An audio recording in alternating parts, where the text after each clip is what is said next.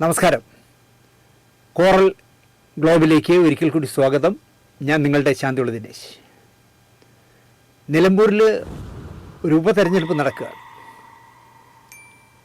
ആ ഉപതെരഞ്ഞെടുപ്പ് നിലമ്പൂരിൽ മാത്രം നിൽക്കുന്നതാണ് എന്ന് മാത്രമല്ല, കഷ്ടിച്ച് ഒരു വർഷം പോലും ഇല്ല. അതുകൊണ്ട് തന്നെ ദേശീയ പാർട്ടിയായ BJPക്ക് പോലും മത്സരിക്കണ്ടേ എന്നിങ്ങനെ ഒരു ആകുലതയിലായിരുന്നു. അവരുടെ സഹ പാർട്ടിയായ BDJS-നോട് നിങ്ങൾ മത്സരിക്കൂ എന്ന് പറയുമ്പോൾ ഞങ്ങളില്ല. രാജീവ് ചന്ദ്രശേഖറാണ് പറഞ്ഞത് നഷ്ടമാണ്, മത്സരിക്കുന്നത് നഷ്ടമാണ്, ലാഭം ഉണ്ടാവില്ല എന്നുള്ള രീതിയിൽ അദ്ദേഹം ഉഴപ്പിയതാണ്. പക്ഷേ അവസാനം മനസ്സോടെ അവരൊരു സ്ഥാനാർത്ഥി നിർത്തി. അതും BJPക്കാരനെ അല്ല, മലയോര കർഷകർ ഉള്ളതുകൊണ്ടായിരിക്കാം കേരള കോൺഗ്രസ്സിൽ PJ ജോസഫിൻ്റെ കൂടെ നടന്ന ഒരാളിനെ പിടിച്ച് സ്ഥാനാർത്ഥിയാക്കിയിട്ട് വൈകുന്നേരം ആയപ്പം BJPയുടെ മെമ്പർഷിപ്പും കൊടുത്തു. അതൊക്കെ പോട്ടെന്ന് വയ്ക്കാം.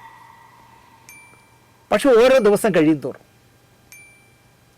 നിലമ്പൂരിൽ കാണിക്കുന്ന രാഷ്ട്രീയ അഭ്യാസങ്ങൾ കാണുമ്പോൾ 10 വോട്ടിന് വേണ്ടി അല്ലെങ്കിൽ എതിർവശത്ത് നിൽക്കുന്ന ആളിനെ തേജോവധം ചെയ്യാനായിട്ട് എന്തെല്ലാം പറയാൻ പാടില്ല അതൊക്കെ ചെയ്യുന്നു.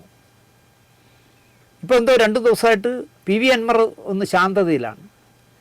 എനിക്ക് വോട്ട് കിട്ടില്ലായിരുന്നു, അല്ലെങ്കിൽ PV അൻവർ എന്ന് പറഞ്ഞാൽ നിലമ്പൂരിൽ ആരാണ് എന്ന് അദ്ദേഹത്തിന് തന്നെ തോന്നിക്കാണും.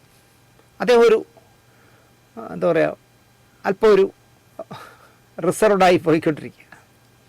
മറുവശത്ത് ഈ ഒരു കാലത്ത് യൂത്ത് കോൺഗ്രസ് എന്ന് പറഞ്ഞാൽ ഞാൻ പറയണ്ടല്ലോ നിങ്ങളോട്, ഉമ്മൻചാണ്ടിയെ പോലെ, വയലാർ രവിയെ പോലെ, AK ആൻ്റണിയെ പോലെ, VM സുധീരനെ പോലെ ഒരുപാട് യൂത്ത് കോൺഗ്രസ്സിലൂടെ വളർന്നു വന്ന കോൺഗ്രസ്സുകാരുണ്ടല്ലേ. പക്ഷേ ഇപ്പോഴത്തെ യൂത്ത് കോൺഗ്രസ് എന്ന് പറഞ്ഞാൽ വ്യാജ ഐഡൻറ്റിറ്റി കാർഡ് അടിക്കുന്നവനും, തലയിൽ മുണ്ടിട്ട് എതിരാളിയുടെ വീട്ടിൽ രാത്രി പോകുന്നവനും, നീലപ്പെട്ടിയിൽ പൈസ കൊണ്ടുവന്നിട്ട് മുങ്ങുന്നവനും ഒക്കെയാണല്ലോ ഇപ്പോഴത്തെ, അല്ലെങ്കിൽ കൊലക്കേസ് പ്രതിയൊക്കെ ആണല്ലോ ഇപ്പോഴത്തെ യൂത്ത് കോൺഗ്രസ് നേതാക്കന്മാർ. ആ നിലവാരമേ അവർക്കുണ്ടാവും. അപ്പോൾ സംഭവിക്കുന്നത് രാഷ്ട്രീയത്തിലെ നിലവാര തകർച്ചയാണ്. ഒരുപാട് ക്യാമറകളും ഒരുപാട് ചാനലുകളും നിലമ്പൂരിൽ തമ്പടിച്ചിട്ടുണ്ട് എന്നുള്ള ബോധമുണ്ടെങ്കിൽ ഇത്തരം തരികിട പരിപാടികൾ ചെയ്യില്ല എന്നാണ് എൻ്റെ വിശ്വാസം. പക്ഷേ ക്യാമറ സാന്നിധ്യമോ അല്ലെങ്കിൽ ക്യാമറയിലൂടെ അവർ ഓരോ ചാനലിലും അവരുടേതായ വ്യൂ പോയിൻറ്റിൽ കാര്യങ്ങൾ പറയുന്നുള്ള ബോധമൊന്നും അവർക്കില്ല. ഇവിടെ ഒരു ചാമക്കാല എന്ന് പറഞ്ഞ് ഗണേശനെതിരെ മത്സരിച്ച ഒരാളുണ്ട്. ഗണേശനോട് മത്സരിച്ചപ്പോഴും അദ്ദേഹം വഴിവിട്ട ഒരുപാട് സംഭവങ്ങൾ ചെയ്തു നോക്കി ഗണേശനെ തോൽപ്പിക്കാൻ. പത്തനാപുരത്ത് ഗണേശനെ തോൽപ്പിക്കാൻ ഈ ജന്മം ചാമക്കാലയ്ക്ക് കഴിയില്ല. ഒരു കാലം തന്നെയാണെന്ന് വേണമെങ്കിൽ പറയാം അദ്ദേഹത്തെ. എനിക്കെന്തോ ആ മുഖം കാണുമ്പോൾ തന്നെ, ചാനൽ ചർച്ചയ്ക്ക് വന്നിരിക്കുമ്പോൾ അയാളുടെ ഒരു അഹങ്കാരവും അയാളുടെ ഭാഷയും എതിർവശത്തിരിക്കുന്നവരെ പറ്റി പറയുന്ന പുച്ഛവും ഒക്കെ കേൾക്കുന്നുണ്ടായിരിക്കാം. എനിക്കെന്തോ ഞാൻ ഗണേശന് വേണ്ടി പത്തനാപുരത്ത് പ്രസംഗിക്കാനൊക്കെ പോയപ്പോഴും ഈ മനുഷ്യനോടെ കാണിക്കുന്ന കുറേ അഭ്യാസങ്ങൾ ഞാൻ അറിഞ്ഞപ്പോഴും ഞാൻ പറഞ്ഞു, ഒരിക്കലും ഗണേശനെ തോൽപ്പിക്കാൻ ഈ ജമ്മ ഇയാളെ കൊണ്ട് കഴിയില്ല. ഇയാളൊക്കെയാണ് ഇപ്പം നിലമ്പൂരിൽ തമ്പടിച്ചിരിക്കുന്നത്. സഖാവ് VS അച്യുതാനന്ദനെ വെട്ടി പട്ടിക്കിട്ട് കൊടുക്കണം എന്ന് സ്വരാജ് സംസ്ഥാന കമ്മിറ്റിയിൽ പറഞ്ഞു എന്ന് വരെ പറഞ്ഞ് വ്യക്തിഹത്യ നടത്തുന്ന ഒരവസരമാണ്. എവിടെ ചെന്ന് നിൽക്കുമെന്ന് എനിക്കറിയില്ല. ഇനി കുറച്ച് ദിവസം കൂടെ അല്ലേ ഉള്ളൂ ഇലക്ഷൻ. ജയവും തോൽവിയൊക്കെ ജനം തീരുമാനിക്കട്ടെ. പക്ഷേ ഒരു മാന്യനായ സ്ഥാനാർത്ഥിയെ തോൽപ്പിക്കാനായിട്ട്, അല്ലെങ്കിൽ കഴിഞ്ഞ 9 വർഷമായി ഭരിക്കുന്ന ഒരു സർക്കാരിനെതിരെ പറയാൻ പാടില്ലാത്ത എന്തെല്ലാം കള്ളങ്ങൾ പറയാമോ, ED എന്ന് പറഞ്ഞാൽ ഞങ്ങളെ മച്ചമ്പിയാണെന്നുള്ള രീതിയിൽ EDയുടെ കേസെടുപ്പും കാര്യങ്ങളിലും ഒക്കെ ഞങ്ങളുടെ നേതാക്കളായ പ്രിയങ്ക ഗാന്ധിയെയോ സോണിയാഗാന്ധിയെയോ രാഹുൽ ഗാന്ധിയെയോ ED ക്വസ്റ്റ്യൻ ചെയ്യുകയോ വിളിച്ചു വരുത്തുകയൊക്കെ ചെയ്താൽ മാത്രം ED കൊള്ളൂല. കേരളത്തിലെ സർക്കാരിനെതിരെ എന്തെല്ലാം കേസെടുക്കുക അതിനെല്ലാം EDക്ക് പിന്തുണ കൊടുക്കുന്നവരാണല്ലോ ഇവിടുത്തെ UDF. അപ്പോൾ അങ്ങനെ എന്തെല്ലാം പറയാമോ എന്തെല്ലാം ചെയ്യാമോ ഒക്കെ ചെയ്തോളൂ. പക്ഷേ VS അച്യുതാനന്ദനെ സ്വരാജിനെ പോലൊരാൾ പട്ടിക്ക് വെട്ടി അരിഞ്ഞ് പട്ടിക്കിട്ട് കൊടുക്കണമെന്നൊക്കെ പറഞ്ഞാൽ ഈ പറയുന്നവൻ്റെ വില പോകും എന്നുള്ളതല്ലാതെ സ്വരാജിൻ്റെ വില പോകില്ല എന്ന് വിശ്വസിക്കുന്ന ഒരാളാണ് ഞാൻ. വേറൊന്നും വേണ്ട. ഇപ്പോൾ 10 പേര് മത്സരിക്കുന്നുണ്ട് നിലമ്പൂരിൽ. ആ 10 പേരെ നിങ്ങൾ തൂക്കി നോക്കൂ, എപ്പോഴും സ്വരാജ് തന്നെയായിരിക്കും മുൻപന്തി നിൽക്കുന്നത്. ആ തട്ട് തന്നെയായിരിക്കും താണിരിക്കുന്നത്. നിലമ്പൂരിനൊരു നല്ല സ്ഥാനാർത്ഥി ജയിച്ചു വരണം. 10 മാസം എന്നല്ല, അതിൻ്റെ തുടർച്ച ഉണ്ടാവില്ല, അടുത്ത 5 വർഷം കൂടി. സ്വരാജിനെ പോലെ ഒരാൾ അടുത്ത മിനിസ്ട്രിയിൽ മന്ത്രിയാകണം. അങ്ങനെ നിലമ്പൂരിലെ പ്രശ്നങ്ങൾ 9 വർഷക്കാലം ഞാൻ അത് ചെയ്തു ഇത് ചെയ്തു, കോടികൾ വികസനം കൊണ്ടുവന്നു എന്നൊക്കെ അൻവർ തന്നെ പറയുന്നുണ്ട്. അപ്പോൾ ആ 9 വർഷത്തെ വികസനം പിണറായി സർക്കാരാണ് തന്നതെന്ന് പറയാതെ പറയുന്നുണ്ട് അൻവർ. അതിൻ്റെ തുടർച്ച എന്നോണം അടുത്ത 6 വർഷക്കാലം നിലമ്പൂരിനൊരു നല്ല നട്ടലുള്ള, വിശാല ഹൃദയനായ, ആരെയും വ്യക്തിഹത്യ നടത്താത്ത, മാന്യമായി സംസാരിക്കുന്ന, രാഷ്ട്രീയം നോക്കാതെ എല്ലാ പേരോടും സമഭാവനയോട് പെരുമാറുന്ന സ്വരാജിനെ പോലെ ഒരാളാണോ ജയിക്കേണ്ടത്, അവസരവാദക്കാരാണോ ജയിക്കേണ്ടതെന്ന് നമ്മളെ ബോധ്യപ്പെടുത്തുന്ന ഒരു കാഴ്ചയായിരുന്നു മെനിങ്ങാന്ന് കണ്ടത്. ഫുട്ബോൾ കളിക്കാൻ പോയ ഒരു കുഞ്ഞ്, 15 വയസ്സേ ഉള്ളൂ. അവൻ തോട്ടിലെന്തോ സന്ധ്യയ്ക്ക് മീൻ പിടിക്കാൻ ഇറങ്ങാൻ പോയപ്പോൾ കാട്ടുപന്നിയെ കെണിവെച്ച് പിടിക്കാനായി ഏതോ ഒരു ദ്രോഹി അവനെ പിടിച്ചിട്ടുണ്ട്, അയാളെ പിടിച്ചിട്ടുണ്ട്. വച്ച ഇലക്ട്രിക് കമ്പിയിൽ ചവിട്ടി തൽക്ഷണം മരിച്ചു. ഒരു കുട്ടിയെ, ഒരു ആൺകുട്ടിയെ എന്നല്ല പെൺകുട്ടിയെന്നല്ല, ഒരു കുട്ടിയെ 15 വയസ്സ് വരെ വളർത്തിയെടുക്കുക എന്ന് പറഞ്ഞാൽ ആ അച്ഛനും അമ്മയും എന്ത് സ്വപ്നങ്ങൾ കണ്ടായിരിക്കും വളർത്തിയെടുത്തു. അവൻ അടിക്ക തുടിക്ക പോയി.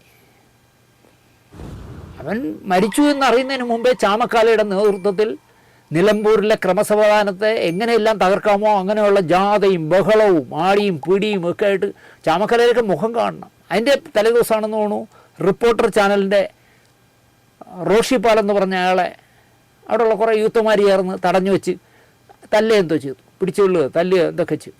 അവിടെയും ചാമക്കാലയുണ്ട്. പക്ഷേ അവിടെ ചാമക്കാല അവരെ പിടിച്ചു മാറ്റാൻ വന്നതാണ്. നമ്മൾ കള്ളം പറയാൻ പാടില്ലോ, യൂത്ത് കോൺഗ്രസ്സുകാരെ പിടിച്ചു മാറ്റാനാണ് അദ്ദേഹം വന്നത്. പക്ഷേ ഈ കുഞ്ഞ് ഷോക്കടിച്ച് വീണ് മരിച്ചു, വെള്ളത്തിൽ മരിച്ചു എന്ന് അറിഞ്ഞപ്പോൾ ഈ ചാമക്കാലയുടെയൊക്കെ ഒരു ആർത്തി കാണണം. ഒരു അതായത് സ്വന്തം മോൻ മരിച്ചതുപോലെ ഭയങ്കര അട്ടഹാസവും ബഹളവും ഒക്കെ നടത്തിയിട്ട് കുറച്ച് കഴിയുമ്പോൾ ഓഫീസിൽ ചെന്നിരുന്ന് പൊട്ടിച്ചിരിക്കുകയാണ്. നമുക്ക് 10 ഓട്ട് കിട്ടാനുള്ള ഒരു കെണി കിട്ടി എന്നുള്ള രീതിയിലാണ്. ഇങ്ങനെയാണോ ഒരു കുട്ടി മരിച്ചാൽ പെരുമാറേണ്ടതെന്ന് ഇനിയെങ്കിലും ചാമക്കാലയൊക്കെ ആലോചിക്കണം. കാരണം അയാൾക്കും കാണുമല്ലോ മക്കളൊക്കെ. അതുപോലെ ഈ ആര്യയുടെ ഷൗക്കത്തിനെ കുറിച്ച് അൻവർ എന്തൊക്കെയോ പറഞ്ഞപ്പോഴും ഞാൻ ഈ പറയുന്ന കോറൽ ഗ്രൂപ്പിൽ ഞാൻ പറഞ്ഞു, ആര്യയുടെ ഷൗക്കത്ത് ഒരു വിലാപം പാടമെന്ന് ഒരു വിലാപം പോലുള്ള നല്ല തിരക്കഥകൾ എഴുതി അതിനെക്കുറിച്ച് ഞാൻ സംസാരിച്ചിരുന്നു. ഒരു കലാകാരൻ്റെ മനസ്സുള്ള ഒരാളല്ല ഈ പറയുന്ന ആര്യയുടെ ഷൗക്കത്ത്, ഒരു അവസരവാദിയാണ് എന്നുള്ളതിന് ഏറ്റവും വലിയ തെളിവാണ് ഈ കുട്ടി മരിച്ചപ്പോൾ ഈ പാതിരാത്രി സംഘർഷങ്ങൾ ഉണ്ടാക്കാനായി നേതൃത്വം കൊടുക്കുന്നു ഒരു സ്ഥാനാർത്ഥി, അയാൾക്ക് പിന്തുണയുമായി ചാമക്കാലി. എനിക്ക് സത്യത്തിൽ ഭയങ്കര അമർഷം തോന്നി ഇവരോട്. ഇപ്പോൾ സത്യനന്ദിക്കാർ സംവിധാനം ചെയ്ത സന്ദേശം എന്ന് പറഞ്ഞൊരു പടമുണ്ട്. അതിൽ ഒരു മരിച്ചു കിടക്കുന്ന ഒരു ബോഡിക്ക് വേണ്ടി 2 മുന്നണികൾ തമ്മിൽ ഇത് ഞങ്ങളുടെ ബോഡിയാണെന്ന് പറഞ്ഞ് വഴക്കൂടുന്നൊരു സീനുണ്ട്. അത് കാണുമ്പോൾ ഞാൻ ആലോചിക്കുകയായിരുന്നു, ഇങ്ങനെയൊക്കെ സംഭവിക്കുമോ എന്ന് ആലോചിച്ച ആളാണ് ഞാൻ. പക്ഷേ ഇപ്പോൾ ഈ നിലമ്പൂരിൽ ഷോക്കടിച്ചൊരു കുട്ടി മരിച്ചപ്പോൾ യുവമാർ കാണിച്ച പോക്കൃത്തനങ്ങൾ കണ്ടപ്പോൾ 10 വോട്ടിന് വേണ്ടി എന്ത് ഹീനമായ പണിയും ചെയ്യുമെന്ന് കണ്ടപ്പോൾ എനിക്ക് സത്യത്തിൽ യുവമാരോടൊക്കെ പുച്ഛം തോന്നി. അന്വേഷിച്ച് വന്നപ്പോൾ അറിയുന്നത് ഈ കുട്ടിയുടെ അച്ഛൻ്റെ വീട്ടുകാരെന്ന് പറയുന്നത് എല്ലാ കമ്മ്യൂണിസ്റ്റുകാരാണ്. ഇപ്പോൾ കെണിവെച്ച് കാട്ടുപന്നിയെ പിടിക്കാൻ പോയ ദ്രോഹി കോൺഗ്രസ്സുകാരനെന്ന് പറയുന്നു. ഞാനതിനെ കോൺഗ്രസ്സുകാരനും കമ്മ്യൂണിസ്റ്റുകാരനായിട്ട് കാണുന്നില്ല. മരിച്ചുപോയ ഒരു കുട്ടി, അവൻ 15 വർഷം വളർത്തിയെടുത്ത അച്ഛൻ്റെയും അമ്മയുടെയും സ്വപ്നങ്ങൾ തല്ലി തകർത്തുകൊണ്ട് ആ കുഞ്ഞു പോയി. മറ്റേ ദ്രോഹി കാട്ടുപന്നിയെ കെണിവെച്ച് പിടിച്ച് അതിനെ ഇറച്ചിയാക്കി ആ നാട്ടിലോ എവിടെയൊക്കെ കൊണ്ട് വിൽക്കുന്ന ജോലിക്കാരനെന്ന് പറയുന്നത് ഇവനൊക്കെ വേറെ ഒരു പണിയും ഇല്ലെന്നാണ് ഞാൻ ആലോചിക്കുന്നത്. സാധു മൃഗത്തിനെ ഷോക്കടിപ്പിച്ച് കൊന്ന് അതിനെ ഇറച്ചിയാക്കി പാചകം ചെയ്യാനായിട്ട് ആൾക്ക് വിൽക്കുന്ന ജോലിയാണ് അവൻ്റെ എന്ന് പറയുന്നത്. അപ്പോൾ അവൻ്റെ മനസ്സൊരു കുഷ്ഠം പിടിച്ചവനെന്ന് ഞാൻ പറയുള്ളൂ. അവനെ പൊക്കി, അവനെ അറസ്റ്റ് ചെയ്തപ്പോൾ അവനൊരു കോൺഗ്രസ്സുകാരനാണെന്ന് അറിഞ്ഞപ്പോൾ മിണ്ടുന്നില്ല അവന്മാർ. സമരം ഒന്ന് ചവിട്ടി പിടിച്ചു. കാരണം ഈ ക്രിമിനൽ എന്ന് പറയുന്നവൻ കോൺഗ്രസ്സുകാരനാണ്. മരിച്ച കുട്ടി ഒരു കമ്മ്യൂണിസ്റ്റ് കുടുംബത്തിലുള്ള കുട്ടിയുമാണ്. ഈ ഉപതെരഞ്ഞെടുപ്പില്ലായിരുന്നെങ്കിൽ വി.ഡി. സതീശൻ വീട് സന്ദർശിച്ചപ്പോൾ വി.ഡി. സതീശൻ പോയി എന്ന് പറയുമ്പോൾ പുറകെ രമേശ് ചെന്നിത്തല ഓടുന്നു. കാരണം ഇവരൊക്കെ മത്സരിക്കുകയാണല്ലോ അടുത്ത മുഖ്യമന്ത്രി കുപ്പായത്തിന്. അപ്പം മത്സരിച്ച് പോവുകയാണ് ആ വീട്ടിലേക്ക്. അവർക്ക് ആ അമ്മയ്ക്കും അച്ഛനും ഒന്നും സമാധാനം കൊടുക്കാതിരിക്കാൻ ഇവനൊക്കെ ഇടിച്ച് കയറുകയാണ് അവിടെ. എന്നാൽ കഴിഞ്ഞ തവണ അൻവറിനോട് മത്സരിച്ച നിലമ്പൂരിലെ DCC പ്രസിഡൻറ്റ് മരിച്ചിട്ട് തിരിഞ്ഞു നോക്കാത്തവന്മാർ, അല്ലെങ്കിൽ ഇത്തവണ ഇലക്ഷന് ഇത്രയും ദിവസങ്ങൾ കഴിഞ്ഞിട്ട് പോലും ആര്യാടൻ ഷൗക്കത്ത് ഒരു വോട്ട് ചോദിച്ചു, അല്ലെങ്കിൽ എനിക്ക് തെറ്റുപറ്റിയതാണ്, നിങ്ങളുടെ ഭർത്താവിൻ്റെ ഇലക്ഷൻ പ്രചാരണ യോഗത്തിന് സ്റ്റേജിൽ കയറി ചെന്നപ്പോൾ ആ പാവം എനിക്ക് കൈ നീട്ടി ഷേക്കേണ്ടി വരാൻ കൈ കിട്ടിയപ്പോൾ ഞാൻ കൈ തട്ടി എറിഞ്ഞവനാണെന്നുള്ള കുറ്റബോധത്തോടെ ചെന്ന് ആ പ്രകാശൻ്റെ വീട്ടിൽ ചെന്ന് സോറി പറയാനുള്ള മനസ്സ് പോലും കാണിക്കാത്തവന്മാർ ഈ പറയുന്ന 15 വയസ്സുള്ള ഷോക്കടിച്ച് മരിച്ച കുട്ടിയുടെ വീട്ടിൽ ചെന്ന് കാണിക്കുന്ന നമ്പരും മുഖത്തെ ഭാവമൊക്കെ കാണണം. അയ്യോ, സ്വന്തം കുട്ടി മരിച്ചതിനേക്കാൾ ദുഃഖത്തിരിക്കുന്നത്. ഇലക്ഷൻ ആയതുകൊണ്ടാണ് 10 വോട്ടിന് വേണ്ടിയുള്ള പറ്റിപ്പാണെന്ന് നിലമ്പൂരിലുള്ളവർ ഓർക്കണം എന്നാണ് എനിക്ക് പറയാനുള്ളത്. നിങ്ങൾ ആലോചിച്ച് നോക്കൂ, ഈ നിലമ്പൂരിലെ ഇലക്ഷൻ പ്രഖ്യാപിച്ച ശേഷം ഏതെങ്കിലും ഒരു പ്രസംഗത്തിൽ അല്ലെങ്കിൽ ഏതെങ്കിലും ഒരു ചാനലിന് കൊടുത്ത ബൈറ്റിൽ പ്രതിപക്ഷത്തുള്ള ആരെയെങ്കിലും കുറിച്ച് ഒരു മോശമായ ഒരു അക്ഷരം സ്വരാജ് പറഞ്ഞോ എന്ന് കാണിക്കട്ടെ. പക്ഷേ യുവമാരൊക്കെ പറയുന്നത് എന്തൊക്കെ, ഈ മാങ്കൂട്ടം പോലുള്ള ബുദ്ധി വളർച്ചയില്ലാത്ത പിള്ളേരൊക്കെ പറയുന്ന ഡയലോഗുകളെ KPCC അല്ലെങ്കിൽ UDF ഒരു തീരുമാനം എടുക്കുന്നു. ഇവിടെ നിൽക്കുന്ന സ്ഥാനാർത്ഥി ആര്യാടൻ ഷൗക്കത്ത് ചെകുത്താനാണ് എന്ന് പറഞ്ഞവനെ നമുക്ക് വേണ്ട എന്ന് തീരുമാനിക്കുന്നു. പിന്നെ എന്താ പറയുക, അര പിണറായി വിജയനാണ്, മുക്കാൽ പിണറായി വിജയനാണ് VD സതീശൻ എന്ന് പറഞ്ഞ ആര്യാടൻ ഷൗക്കത്തിന് ഇനി നമുക്ക് വേണ്ട, അല്ലെങ്കിൽ അടുത്ത ഇലക്ഷനിൽ UDF ജയിക്കുകയാണെങ്കിൽ ആഭ്യന്തര വകുപ്പും വനം വകുപ്പും എനിക്ക് തരണം എന്ന് പറയുന്ന ഈ പൊങ്ങനെ നമുക്ക് വേണ്ട എന്നൊക്കെ UDF തീരുമാനിച്ച് ഏകകണ്ഠമായി തീരുമാനിച്ച് മുന്നോട്ട് പോകുമ്പോൾ രാത്രി തലയും മുണ്ടിട്ട് എന്ന് രാത്രി വീട്ടിൽ ചെന്ന് അന്വറിനെ കണ്ടത്, അത് ഞങ്ങൾ വേറെ ചില കാര്യങ്ങൾ സംസാരിക്കാൻ വന്നതെന്ന് പറയുന്ന ഈ മാങ്കൂട്ടങ്ങളൊക്കെ എവിടെ കൊണ്ടെത്തിക്കും കേരളത്തിലെ രാഷ്ട്രീയം എന്നാണ് ഞാൻ ആലോചിക്കുന്നത്. ഇവനൊക്കെ ഇനി വീണ്ടും ഒരിക്കൽ കൂടെ ജയിച്ചാലുണ്ടല്ലോ ഈ നാടിനെ കുട്ടിച്ചോറാക്കി കളയുമെന്നാണ് എനിക്ക് പറയാനുള്ളത്.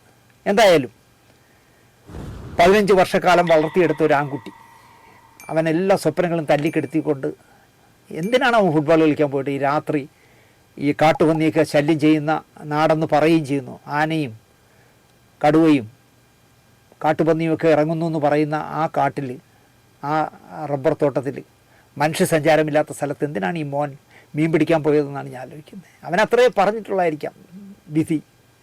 എന്തായാലും അവൻ്റെ ദാരുണമായ മരണത്തെ 10 ഓട്ടാക്കി മാറ്റാൻ കഴിയുമോ എന്നുള്ള ചെറ്റത്തരങ്ങൾ കാണിക്കുന്നവരെ നിലമ്പൂരിലുള്ള ജനങ്ങൾ തിരിച്ചറിയണം. ഒപ്പം സ്വരാജിനെതിരെ എന്തെല്ലാം അപഖ്യാതികൾ പറയാമോ അതൊക്കെ പറഞ്ഞു പരത്തുന്ന ഇയാൾ, നമ്മൾ അൻവർ പോലും തുടക്കത്തിൽ എന്തോ പറഞ്ഞ ശേഷം പിന്നെ സ്വരാജിനെ അയാളൊന്നും പറഞ്ഞിട്ടില്ല. തുടക്കത്തിൽ എന്തൊക്കെ പറഞ്ഞു, ഈ വെട്ടിയരിഞ്ഞിടണമെന്നൊക്കെ പറഞ്ഞത് സ്വരാജിനെ പറഞ്ഞത് ഇയാളാണെന്ന് തോന്നുന്നു, അൻവറാണെന്ന് തോന്നുന്നു. പക്ഷേ പിന്നെ എന്തോ അയാളങ്ങ് തിരുത്തി. അവിടെ പോലും സ്വരാജ് പറഞ്ഞത്, അൻവറൊക്കെ എൻ്റെ പഴയ സുഹൃത്തുക്കളല്ലേ, അയാൾ പറയുന്നതിനൊന്നും ഞാൻ മറുപടി പറയില്ല എന്നാണ്, ഷൗക്കത്തിനും മറുപടി പറയില്ല എന്നാണ് സ്വരാജ് പറഞ്ഞത്. ആ മാന്യതയൊന്നും ഉമ്മാരിന്ന് പ്രതീക്ഷിക്കേണ്ട, അതാണ് പ്രശ്നം. എന്തായാലും നിലമ്പൂരിലെ വോട്ടർമാർ ഇതൊക്കെ മനസ്സിൽ കണ്ടിട്ട് വേണം പോളിംഗ് ബൂത്തിലേക്ക് പോകേണ്ടത് എന്ന് മാത്രം പറഞ്ഞുകൊണ്ട് ഈ എപ്പിസോഡ് ഇവിടെ അവസാനിപ്പിക്കുന്നു. നന്ദി, നമസ്കാരം.